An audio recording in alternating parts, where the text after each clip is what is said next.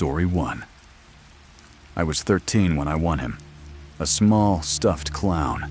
Bright yellow suit, crooked smile stitched in red, glassy eyes that caught the light just a little too well. I got it at a carnival ring toss, my third try. The guy running the booth smiled when he handed it to me. He looked wrong. Teeth too straight, skin too tight on his face. "You got good aim," he said. "He'll keep you company." I didn't think much of it. It was a toy. I named him Jingles. He sat on my shelf that night, watching me as I drifted off to sleep. That's when the dreams started. At first, it was just Jingles, blinking, turning his head, standing next to my bed. I'd wake up sweating, only to find him still sitting on the shelf, unmoved. The third night, I woke up to the sound of breathing, not mine. I froze. It was heavy, close, like someone was leaning over me. I turned on my lamp. No one was there, except Jingles, still on the shelf. But now, he was facing the other way. I told my mom. She laughed it off, said I had an overactive imagination. Maybe she was right, until I started finding him in different rooms. One morning, he was in the kitchen. Another day, on the stairs. I asked my sister if she was messing with me. She swore she hadn't touched it. Eventually, I threw him in the basement and shut the door. That night, I had another dream. This time, I was back at the carnival. Same booth, same clown prizes, same man running it. Only now, he wasn't smiling. He leaned in and whispered, "He doesn't like being ignored." I woke up with a scream, and Jingles was at the foot of my bed. I ran to my mom, clutching the thing in my arms. I was crying, hysterical. She believed me that time. We burned it in the fireplace. It smelled like melted plastic and something rotting. After that, things went back to normal. No more dreams. No more breathing in the dark. I grew up, moved cities, left it all behind. At least, I thought I had. Last month, I was walking through a new town on vacation when I saw it. A carnival. Same name. Merriweather's Marvels. I froze in place. It couldn't be. But there it was. Same cheap ticket booth. Same faded signs. And in the back, the ring toss. Same layout. Same red and white canopy. Same crooked clown plushies dangling from the wall. I didn't go in. I turned to leave. That's when I heard it. "You've got good aim." I turned around. The man at the booth was staring at me. Same face, not a day older. He held up a yellow clown, identical to the one I'd burned. "We kept it for you." I ran. When I got back to my hotel, I locked the door, turned on all the lights, and told myself it was just someone playing a trick. But that night, when I turned back the sheets, there was a yellow thread lying on the pillow, and the faint scent of burnt plastic. Story 2. There was this rundown carnival just outside of town, Willow's End. It wasn't like the big traveling ones. No corporate sponsors, no glittery advertising. Just a peeling banner on the highway and a dirt lot lit by flickering bulbs. But every summer, the last week of August, it would appear like clockwork. My brother Danny and I used to beg our parents to take us. It was janky, low budget, smelled like fried grease and spilled Coke. But to us, it was pure magic. The kind of magic that only exists when you're young and the world still feels full of wonder and monsters. That was until the year Danny disappeared. I was 10, he was 7. It's one of those memories that's etched into my brain. Not just the events, but the feeling in the air that night. The tension, the quiet.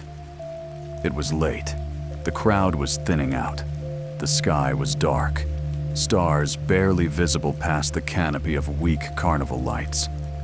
We'd just finished a shared bag of cotton candy, and Mom was gathering our things when Danny pointed to something behind the main strip. past the fun house, past the Ferris wheel. A ride we didn't remember being there earlier. It was called the Black Drop.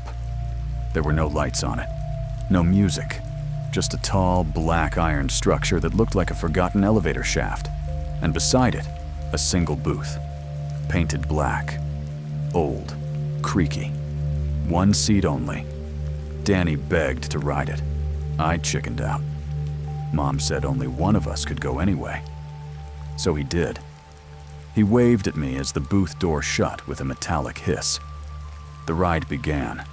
The booth shot up the shaft like a bullet, then plummeted. A deep clang echoed across the grounds. I remember laughing nervously, thinking how fast it went, thinking how brave Danny was. But when the booth hit the bottom and the door opened, he wasn't there, just empty. We screamed. The ride operator vanished into the crowd. Staff ran around, pretending to search. They said he must have wandered off, that it was probably a prank. But Danny didn't come back. The ride was shut down that same night, torn down and gone within 3 days. No press, no investigation, no trace. He was just gone. And I've lived with that for 20 years. Last week, I was back in my old hometown for work. A last-minute meeting, one-night stay. On a whim, I decided to drive past where Willow's End used to set up. The old lot was still there, overgrown, fenced off, covered in graffiti. Except, that night, the fence was gone, and the lights were back on. Same banner, same rides, same smell of popcorn and oil and something faintly rotten underneath. It was Willow's End, like it had never left. I walked in, heart pounding. Everything was exactly how I remembered it, like time hadn't touched it, like it had just been waiting. I wandered aimlessly. I didn't know what I was looking for. Closure? Answers? And then I saw it. Tucked in the shadows near the back of the grounds. The ride, the Black Drop, still towering, still black, and glowing above the booth in flickering red. Booth number 9. I stood frozen. My body wanted to run. But something deeper, something colder, pulled me forward. I asked one of the nearby staff what the ride was.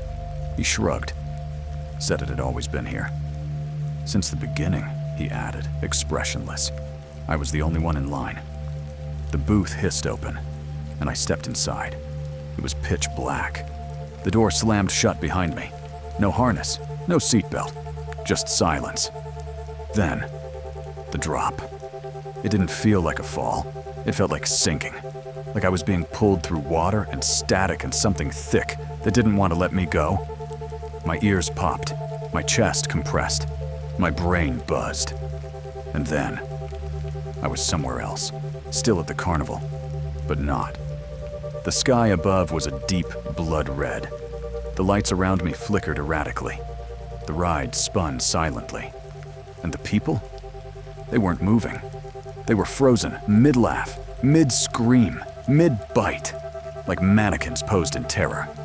I staggered forward, calling out. And then I saw him. Danny. Exactly as I remembered him. 7 years old.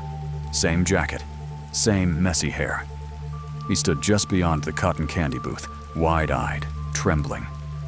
Danny, I whispered. He didn't move. I stepped closer. He raised a finger to his lips. You're not supposed to be here, he said. Not yet. Tears welled up in my eyes. I've been looking for you. For years, he shook his head. Booth 9 doesn't bring people back. It brings more. And then everything went dark. When I came to, the booth was opening. The carnival was back to normal. People walked around like nothing had happened. Laughter, music, lights. I was alone. Except, at my feet was a small plush bear. Danny's favorite. I hadn't seen it since the night he vanished. Clutched in its tiny arms was a ticket stub. Admit 1, booth number 10. But there is no booth number 10. Not yet. If you made it to the end, you're braver than me. Don't forget to subscribe if you want more stories that'll keep you awake at night. And if you have one of your own, or suggestions for what I should cover next, drop them in the comments or send them my way. You know where to find me.